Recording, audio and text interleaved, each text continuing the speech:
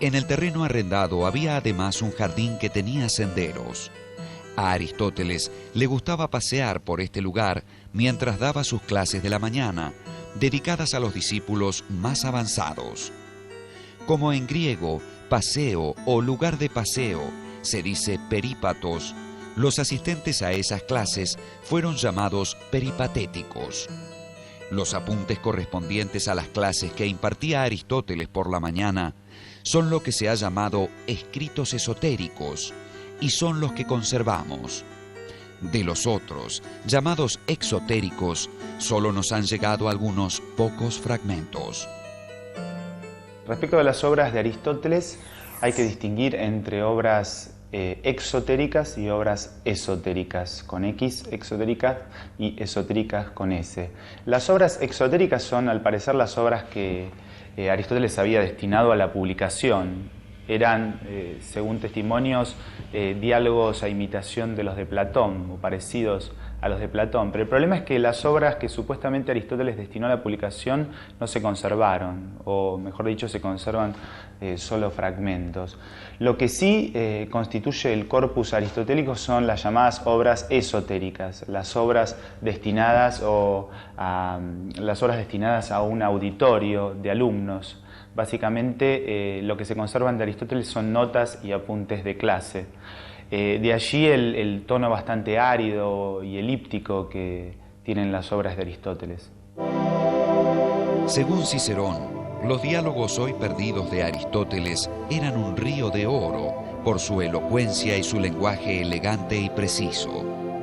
Además de las obras esotéricas y exotéricas, también integran el corpus una serie de recopilaciones sobre temas muy diversos y una cierta cantidad de obras cuya atribución a Aristóteles resulta dudosa. La obra aristotélica en su conjunto, o al menos lo que conocemos de ella, demuestra la amplitud de sus intereses intelectuales. Lógica, física, biología, ética, metafísica y política, entre otros. Bajo la dirección de Aristóteles, el Liceo se constituyó en un foco de cultura y no dudó en fundar la primera gran biblioteca de la antigüedad, como también un gran museo y un zoológico.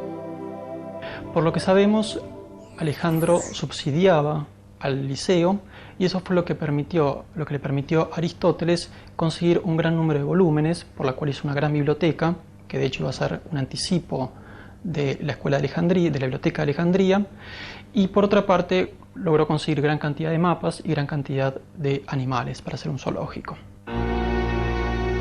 Los años en que dirigió el Liceo fueron los más productivos en la vida de Aristóteles. De esta época data la mayor parte de su obra, y aunque solo una parte de ella haya llegado hasta nosotros, sabemos que era vastísima. Los escritos conservados llenaron 106 rollos de papiro de los 550 que, según el catálogo alejandrino, ocupaba antiguamente su producción escrita total.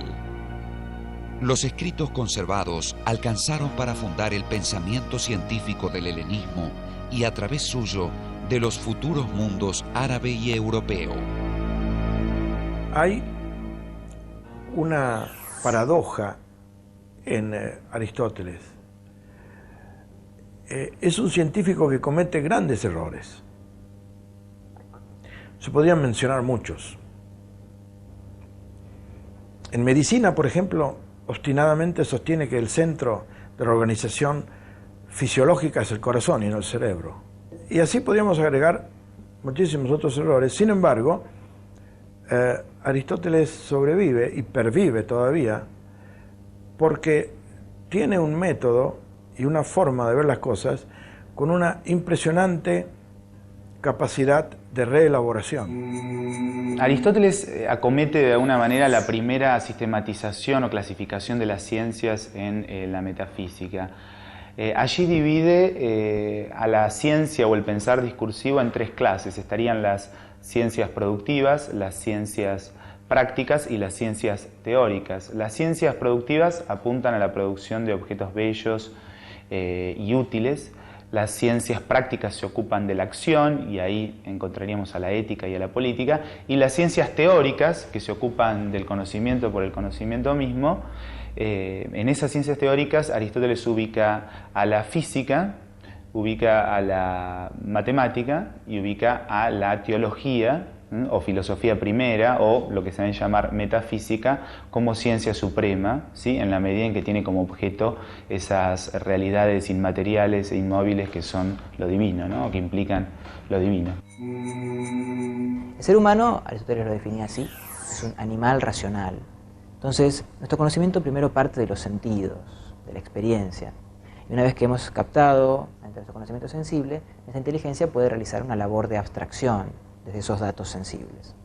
Entonces la mejor manera de comprender el pensamiento de Aristóteles es partir justamente de la concepción que él tenía acerca de lo natural, acerca de lo físico. Y desde allí uno se puede elevar a la consideración sobre las otras disciplinas, la filosofía primera, la psicología, etc.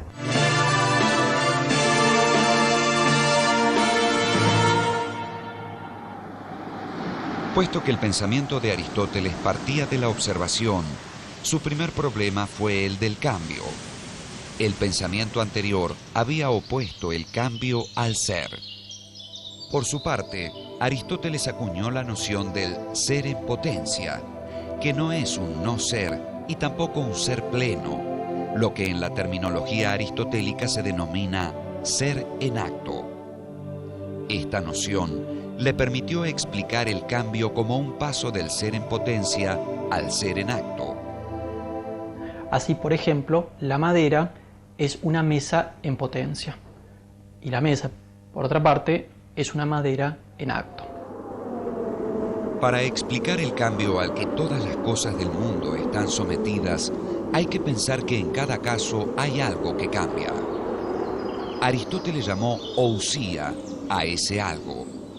La palabra griega ousia designaba el verdadero valor de una propiedad puesta como garantía en una transacción comercial.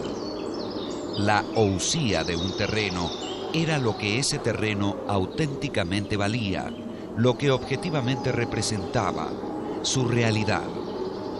La palabra fue traducida luego por los romanos como sustancia, es decir, lo que está por debajo, lo que sostiene.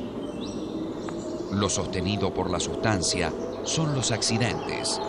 Una silla puede ser más vieja o más nueva, más clara o más oscura, pero seguirá siendo lo que es.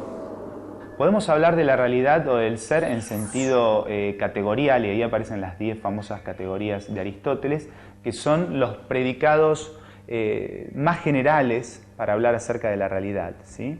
Son de alguna manera la constante, ¿sí? O las constantes a partir de las cuales se llenan los distintos accidentes. En cuanto al cambio, Aristóteles propuso 2 causas intrínsecas y 2 extrínsecas. Esas 4 causas serían las necesarias para explicar todo cambio. Aristóteles considera que solo los compuestos de materia y forma pueden cambiar, porque para Aristóteles es la materia lo que implica la potencialidad. A su vez, Aristóteles reconoce 4 tipos de cambio. Los cambios se refieren a las distintas categorías. En primer lugar, tenemos el cambio de la sustancia. A este cambio Aristóteles lo llama respectivamente generación y corrupción. El cambio aplicado a la categoría de cualidad se llama alteración. El cambio aplicado a la categoría de cantidad se llama aumento y disminución. Y el cambio aplicado